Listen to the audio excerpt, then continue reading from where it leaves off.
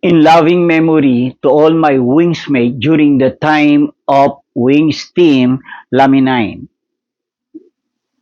I remember Chris Jimeno during the time hinihimas niya ang likod ko at sabi ko, this will be my last day. Yung pala, sinabi na ng utak ko na ako ay na-ruptured aneurysm na. Unfortunately, namatay siya many years ago because of heart failure. Dr. Arlie, kinamit siya ng Diyos para malocate ang bahay ko dahil handa na lahat para operan ako pero wala ang consent letter. Si Dr. Arlie natulog, hindi na rin gumising dahil sa heart attack.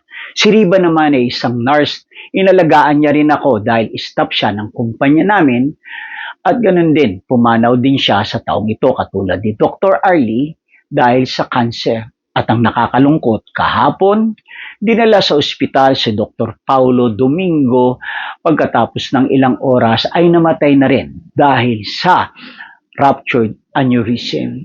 At ganun din, during pandemic and after pandemic, maraming taong ko ring naging nobya si Ruth Calanog. Unfortunately, almost 2 years ago, namayapa siya dahil sa ruptured aneurysm. Tunay nga nagpapasalamat ako sa inyong 5, sa inyong suporta, sa inyong pagmamahal, sa aking vision, sa aking mission. Mabuhay kayong lahat.